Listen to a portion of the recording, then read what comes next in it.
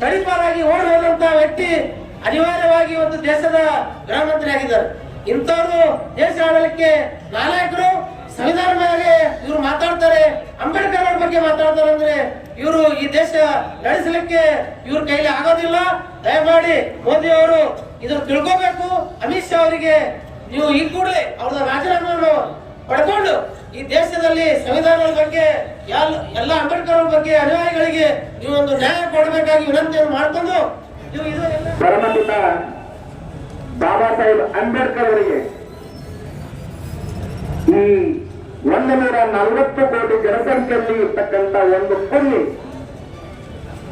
ಯಾಕೆ ಮಾತು ಮಾತಾಡ್ತೀನಪ್ಪ ಅಂತಂದ್ರೆ ಅವನೊಬ್ಬ ಪುಣ್ಯನೂ ಅಲ್ಲ, ಆ ಪುಣ್ಯಗೆ ತೆಗೆದಿರ್ತಕ್ಕಂಥ ಹುಣ್ಣಿ.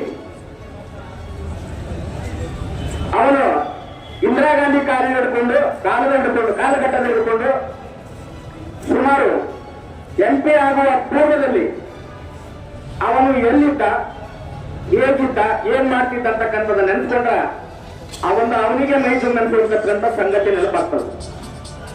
ಇವತ್ತ ಆ ಸ್ಥಿತಿಯನ್ನು ಬಿಟ್ಟು ಇವತ್ತು ಗೃಹ ಸಚಿವ ಸ್ಥಾನಕ್ಕೆ ಬಂದಿದ್ಯಪ್ಪ ಅಂತಂದ್ರೆ ಅದು ಏನಾದ್ರೂ ಇದ್ರೆ ಅದು ಬಾಬಾ ಸಾಹೇಬ್ರ ಪುಣ್ಯದಿಂದ ಅಂತಕ್ಕಂಥ ನೆನಪಿಟ್ಕೊಳ್ಬೇಕ್ರಿ. ಯಾಕಂದ್ರೆ ಬಾಬಾ ಸಾಹೇಬ್ರ ಬಗ್ಗೆ ಇಷ್ಟು ಹಗುರವಾಗಿ ಮಾತಾಡ್ತಕ್ಕಂಥ ಆ ಮೆದುಳಿನಲ್ಲಿರ್ತಕ್ಕಂಥ ಒಂದು ಬುದ್ಧಿಯರೇ ಹೆಂಗ್ ಕೆಲಸ ಮಾಡ್ತಕ್ಕಂಥದ್ದು ಸಂಶಯ ಬರ್ತಾ ಇದೆ. ಆದ್ರೆ ಯಾಕೆ ಮಾತಾಡ್ತೀನಪ್ಪ ಅಂತಂದ್ರೆ ನೀ ಹುಟ್ಟಿದ್ದು ಅಪ್ಪಗರಿಲ್ಲೋ ಅಥವಾ ಇರಲ್ಲ ಮತ್ತೆ ಯಾರಿಗಾರು ಹುಟ್ಟಿದೆ ಅಂತಕ್ಕಂಥ ಭಾಷೆ ನಮಗಾಗ್ತಾ ಇದೆ. ಯಾಕೆ ಯಾಕೆ ಮೇಲಿಂದ ಹೇಳ್ತಿದಪ್ಪ ಅಂತಂದ್ರೆ ಇನ್ನು ಮುಂದೆ ಮೇಲಿಂದ ಹೇಳೋದು ನಾವು ಬಹಳ ಹರ್ಷದಿಂದ ಹೇಳ್ತಾ ಇದೀವಿ. ಇಲ್ಲಿ ತನ ಬಾಬಾ ಸಾಹೇಬ್ರ ಬಗ್ಗೆ ಸಂವಿಧಾನ ಬಗ್ಗೆ ಏನಾದ್ರು ಮಾತಾಡ್ತಿದ್ರ ದಲಿತರು ಅಷ್ಟೇ ಸೀಮಿತ ಆಗಿ ಹೋರಾಟ ಮಾಡ್ತಾರೆ, ಅವ್ರಿಗೆ ಯಾರು ಕೇಳ್ತಾರೆ ಅಂತಕ್ಕಂಥ ಮನೋಭಾವ ನಿಮ್ಮಲ್ಲಿತ್ತು ಬಿಜೆಪಿಗರಲ್ಲಿ ನೀವು ತಲೆಗಟ್ಟುಕೊಳ್ಳಿ. ಇವತ್ತಿನ ಸಂಗತಿ ಈಗಿರ್ತಕ್ಕಂಥ ಮಾತಂಗಲ್ಲಿ ನನ್ನ ಕಳಕಳಿಯ ವಿನಂತಿ ತೋರಿಸ್ತಾ ಇದ್ದೆ ನಾನು ಇವತ್ತು ಮಾಡ್ತಾ ಇದ್ದೀನಿ. ಯಾಕಂತಂದ್ರೆ ಇವತ್ತಿನ ಹೋರಾಟದಲ್ಲಿ ಇಲ್ಲೇ 12ನೇ ಶತಮಾನದಲ್ಲಿ ಅಣ್ಣ ಬಸವಣ್ಣವರ ಸಭಾ ಮಂಟಪದಲ್ಲಿ ಹಾಜರಾಯಿತು ಆಟಪ ಈ ಮುಂದೆ ಕೂತಂತ ಎಲ್ಲ ಮೇಲ್ವರ್ಗದ ಜನರು ನಮ್ಮ ಈ ಸಂಘಟನೆಯಲ್ಲಿ ಪಾಲ್ಗೊಂಡಿದ್ದಾರೆ ಅಂತಕ್ಕಂಥ ನಮಗೆ ಎಂತ ಬಲ ಬಂದಿದೆ ಅಂತಕ್ಕಂಥ ಅಲ್ಲಿ ತಿರುಗಿ ನೋಡ್ಬೇಕಂತ ಪ್ರಸಂಗ ಬಂದಿದೆ, ನೋಡ್ಬೇಕು. ಈ ಹೋರಾಟದ ಮುಖಾಂತರ ನಿನಗೆ ರಾಜೀನಾಮೆ ಅಷ್ಟೇ ಕೇಳ್ತಾ ಇದ್ದೀವಿ. ನೀನು ರಾಜೀನಾಮೆ ಕೊಡದೇ ಇದ್ರೆ ನಾವೊಬ್ಬರ ಈಗಾಗಲೇ ಒಬ್ಬರ ಮಿತ್ರ ಹೇಳಿದ್ರು ನಿನ್ನ ನಾವೀ ಕತ್ತರಿಸ್ಬೇಕಾಗ್ತಂತ ನಮ್ಮ ಹಿರಿಯರು ಆ ಸರ್ಕಾರದಲ್ಲಿ ನಾವೀ ಕತ್ತರಿಸ್ಬೇಕಂತ ಹೇಳಿದ್ರು. ಅದು ಇನ್ನೊಂದು ಹೆಮ್ಮೆ ವಿಷಯ ಏನಪ್ಪ ಅಂತಂದ್ರೆ ಇವತ್ತಿನ ಇರ್ತಕ್ಕಂಥ ನಮ್ಮ ಸಮಾಜದ ಜೊತೆ ನಮಗೆ ಬೆನ್ನೆಲುಬಾಗಿ ನಿಂತಂತ ನಮ್ಮ ಹಿರಿಯರು, ನಮ್ಮ ಬೇರೆ ಜನಾಂಗದವರು ತಮ್ಮ ಮನೆಯ ಮೇಲೆ ಜೈವೀಮ್ ಅಂತ ಬರೆಸ್ಕೋಬೇಕು, ಬಾಬಾ ಸಾಹೇಬ್ ಬರ್ತಕ್ಕಂಥ ಸಂವಿಧಾನವನ್ನ ಮನೆಯಲ್ಲಿ ಇರಬೇಕಿರ್ತಕ್ಕಂಥ ಭಾವನೆಗಳನ್ನು ಬಂದಿದ್ದು ಅಂದ್ರೆ ಈ ಸಂವಿಧಾನ, ಈ ಬಾಬಾ ಸಾಹೇಬನ ಅಧಿಕಾರ, ಈ ಬಾಬಾ ಸಾಹೇಬ್ ಇರ್ತಕ್ಕಂಥ ಒಂದು ನಿರ್ಧಾರ ಯಾವ ಮಟ್ಟಿಗೆ ದೇಶದಲ್ಲಿ ಬೆಳೀತಿದೆ ಅಂತಕ್ಕಂಥ ತಿಳ್ಕೋ. ಮೋದಿ, ಅಮಿತ್ ಶಾ, ನಿನ್ನ ಬಿಜೆಪಿ ಕಟ್ಟಬೇಕಾಗಿದ್ರೆ ನಿಮ್ಮ ಅಪ್ಪಿಂದು ಸಾಧ್ಯ ಇಲ್ಲ, ಅಮಿತ್ ಶಾ ಅಪ್ಪಿಂದು ಸಾಧ್ಯ ಇಲ್ಲ. ಇಲ್ಲಿ ಕಟ್ಟಬೇಕಾದ್ರೆ ಇಲ್ಲಿರ್ತಕ್ಕಂಥ ಎಲ್ಲ ಸಮಾಜದ ಜನಸಂಖ್ಯೆ ಯುವಕರು ತಮ್ಮ ಬಲಿದಾನ ಕೊಟ್ಟು ತಮ್ಮ ಎಲ್ಲ ಮನೆ ಮಠ ಹಾಕೊಂಡು ಮನೆ ಬಿಜೆಪಿ ಕಟ್ಟಿಲ್ಲ. ನಿನ್ನೆ ಮನೆ ಬಂದು ನಿಮ್ಮ ಅಪ್ಪನ ಆಸ್ತಿ ಗತಿಗೆ ಅಲ್ಲಿ ಬಂದು ಕುಂಡಲಕ್ಕ ನೀ ಅಲ್ಲಿ ಬಂದು ಕೊಟ್ಟಿದ್ರೆ ಬಾಬಾ ಸಾಹೇಬ್ರ ಪುಣ್ಯ ಇಲ್ಲ. ಇದನ್ನ ಅರ್ಥ ಮಾಡ್ಕೊ ನೀನು. ಮುಂಬರುವ ದಿನದಲ್ಲಿ ಇಲ್ಲಿ ನಡೀತಕ್ಕಂಥ ಈ ಪ್ರತಿಭಟನೆ ಮುಖಾಂತರ ನಾವು ಮಾತೆ ರಾಷ್ಟ್ರಪತಿಯವರಿಗೆ ನಾವು ನಮ್ಮ ಮನವಿ ಕೊಡ್ತಾ ಇದ್ದೀವಿ. ದಯವಿಟ್ಟು ತಾವು ಸುತ್ತ ಈ ಪದವಿಯಲ್ಲಿ ಕೂಡಬೇಕಾಗಿದ್ರೆ ಸಂವಿಧಾನ ಮುಖಾಂತರ ಅಂತಕ್ಕಂಥ ತಿಳ್ಕೊಂಡು ಈ ಪುಣ್ಯನ ಮಾತಾಡ್ತಕ್ಕಂಥ ಬಾಬಾ ಸಾಹೇಬ್ ಮಾಡ್ತಕ್ಕಂಥ ಅವಹೇಳನವನ್ನ ಎಂದಕ್ಕೆ ಬೆಳೆದ ತಕ್ಷಣವನ್ನು ಅವರ ರಾಜೀನಾಮೆಯನ್ನು ಹಿಂಪಡಿಕೊಂಡು ನಮಗೆ ನ್ಯಾಯ ಕೊಟ್ಟಿದ್ದೆ ಆದ್ರೆ ನಾವು ಶಾಂತರಾಗ್ತೀವಿ. ಇಲ್ಲದಿದ್ರೆ ಹಳ್ಳಿಯಿಂದ ದಿಲ್ಲಿವರೆಗೆ ಅಂತಕ್ಕಂಥ ಈ ಶಬ್ದವನ್ನ ನಾವು ತಾಲೂಕದಿಂದ ಜಿಲ್ಲೆಯಿಂದ ರಾಜ್ಯವರೆಗೂ ಉಗ್ರವಾದ ಹೋರಾಟವನ್ನು ಮಾಡಬೇಕಂತ ಎಚ್ಚರಿಕೆಯನ್ನು ತಂದು ಕೊಡ್ತಾ ಇದ್ದೀವಿ. ಅದಕ್ಕೆ ಬಂಧುಗಳೇ, ನಮ್ಮವರಲ್ಲಿ ಎಲ್ಲರಲ್ಲಿ ನನ್ನ ಕರ್ತವ್ಯ ಬಂದಿದೆ. ಇವತ್ತು ನನಗೆ ಬಹಳ ಅಂದ್ರೆ ಬಹಳ ತುಂಬಾ ಆನಂದ ಆಗ್ಯದ.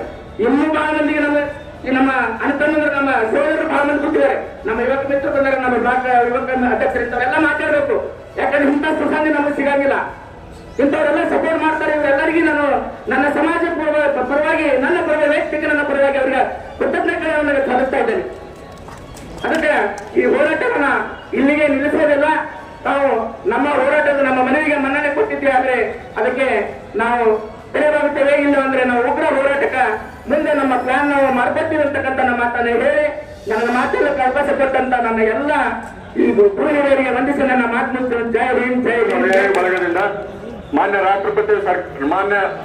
ರಾಷ್ಟ್ರಪತಿಗಳು, ಭಾರತ ಸರ್ಕಾರ, ದೆಹಲಿ ಇವರ ಮೂಲಕ ಮಾನ್ಯ ಎಸಿ ಸಾಹೇಬರು, ಇಂಡಿ ಉಪವಿಭಾಗ, ಇಂಡಿ ಮಾನ್ಯರೇ, ರಾಜ್ಯಸಭೆಯಲ್ಲಿ ಡಾಕ್ಟರ್ ಬಾಬಾ ಸಾಹೇಬ್ ಅಂಬೇಡ್ಕರ್ ಅವರ ಬಗ್ಗೆ ಅವಮಾನಕರ ಹೇಳಿಕೆ ನೀಡಿರುವ ಗೃಹ ಸಚಿವ ಅಮಿತ್ ಶಾ ಅವರು ಈ ಕೂಡಲೇ ಕ್ಷಮೆ ಯಾಚಿಸಬೇಕು. ಡಾಕ್ಟರ್ ಬಾಬಾ ಸಾಹೇಬ್ ಅಂಬೇಡ್ಕರ್ ಅವರಿಗೆ ಅವಮಾನ ಮಾಡುವುದನ್ನು ಈ ದೇಶ ಸಹಿಸುವುದಿಲ್ಲ. ಸಂವಿಧಾನ ಶಿಲ್ಪಿ ಡಾಕ್ಟರ್ ಬಾಬಾ ಸಾಹೇಬ್ ಅಂಬೇಡ್ಕರ್ ದೇಶಕ್ಕೆ ಹೊಸ ದಿಕ್ಕು ತೋರಿಸಿದವರು. ಅಂಬೇಡ್ಕರ್ ಅವರಿಗೆ ಅಥವಾ ಅವರ ರಚಿಸಿರುವ ಸಂವಿಧಾನಕ್ಕೆ ಅವಮಾನ ಮಾಡಿದರೆ ಈ ದೇಶದ ಜನ ಸಹಿಸುವುದಿಲ್ಲ. ತಕ್ಷಣ ಗೃಹ ಸಚಿವರು ಕ್ಷಮೆ ಯಾಚಿಸಬೇಕು. ಅವರನ್ನು ಸಚಿವ ಸಂಪುಟದಿಂದ ವಜಾ ಮಾಡಬೇಕು. ಡಾಕ್ಟರ್ ಬಾಬಾ ಸಾಹೇಬ್ ಅಂಬೇಡ್ಕರ್ ಅವರ ಹೆಸರನ್ನು ಹೇಳಿಕೊಂಡು ಎಷ್ಟೋ ಜನ ತಮ್ಮ ಹಕ್ಕುಗಳನ್ನು ಪಡೆಯುತ್ತಿದ್ದಾರೆ. ಅವರ ಹೆಸರು ಹೇಳುವುದು ಘನತೆಗೆ ಸಂಕೇತವಾಗಿದೆ. ಈ ಡಾಕ್ಟರ್ ಬಾಬಾ ಸಾಹೇಬ್ ಅಂಬೇಡ್ಕರ್ ಅವರ ಕೈಕಟ್ಟಿ ಕೂರುವವರನ್ನು ಎದೆತಟ್ಟಿ ಬದುಕುವಂತೆ ಮಾಡಿದ್ದಾರೆ. ಕೋಟ್ಯಾಂತರ ದಲಿತರು ಮತ್ತು ವಂಚಿತ ವರ್ಗದವರು ಡಾಕ್ಟರ್ ಬಾಬಾ ಸಾಹೇಬ್ ಅಂಬೇಡ್ಕರ್ ಅವರ ಹೆಸರು ಆತ್ಮಗೌರವ ಸಂಕೇತವಾಗಿದೆ. ಡಾಕ್ಟರ್ ಬಾಬಾ ಸಾಹೇಬ್ ಅಂಬೇಡ್ಕರ್ ಜಪ ಫ್ಯಾಷನ್ ಆಗಿದ್ದು ಅದರ ಬದಲು ದೇವರ ಜಪ ಮಾಡಿದರೆ ಸ್ವರ್ಗದಲ್ಲಿ ಸ್ಥಾನ ಸಿಗುವುದು ಎನ್ನುವುದನ್ನು ಮೂರ್ಖತನ ಹಾಗೂ ದೇಶದ್ರೋಹ ಹೇಳಿಕೆಯಾಗಿದ್ದು ಅದನ್ನು ಪ್ರಗತಿಪರ ಚಿಂತಕರು ಡಾಕ್ಟರ್ ಬಾಬಾ ಸಾಹೇಬ್ ಅಂಬೇಡ್ಕರ್ ಅಭಿಮಾನಿಗಳು ತೀವ್ರವಾಗಿ ಖಂಡಿಸುತ್ತೇವೆ. ಕೂಡಲೇ ಕೇಂದ್ರ ಸಚಿವ ಅಮಿತ್ ಶಾ ಹೇಳಿಕೆ ಹಿಂಪಡೆಯಬೇಕು. ದೇಶದ ಸಮಸ್ತ ಜನತೆ ಕ್ಷಮೆ ಕೋರಬೇಕು. ಪ್ರಧಾನಿ ನರೇಂದ್ರ ಮೋದಿ ಅವರು ಅಮಿತ್ ಶಾ ಅವರನ್ನು ಸಚಿವ ಸಂಪುಟದಿಂದ ವಜಾ ಮಾಡಬೇಕು ಎಂದು ಒತ್ತಾಯಿಸುತ್ತೇವೆ. ಇದಕ್ಕೆ ವಿಳಂಬ ಧೋರಣೆ ಅನುಸರಿಸಿದರೆ ಮುಂಬರುವ ದಿನಗಳಲ್ಲಿ ರಾಜ್ಯಾದ್ಯಂತ ಹಾಗೂ ಹೋರಾಟ ಹಮ್ಮಿಕೊಳ್ಳಲಾಗುವುದು. ಹೋರಾಟದಲ್ಲಿ ಏನಾದರೂ ಅನಾಹುತಗಳಾದರೆ ಅದಕ್ಕೆ ಕೇಂದ್ರ ಸರ್ಕಾರವೇ ಹೊಣೆಯಾಗುತ್ತದೆ ಎಂದು ಎಚ್ಚರಿಕೆ ನೀಡುತ್ತೇವೆ. ಧನ್ಯಗಳೊಂದಿಗೆ ಈ ಮನವಿಯನ್ನು ಎಸಿ ಸಾಹೇಬರಿಗೆ ಅರ್ಪಿಸುತ್ತಿದ್ದೇವೆ. ಸ್ವಲ್ಪ ಸೈಡ್ ಸರ್, ಸ್ವಲ್ಪ ಸರ್ ತಾವು ಸ್ವಲ್ಪ ಮುಂದೆ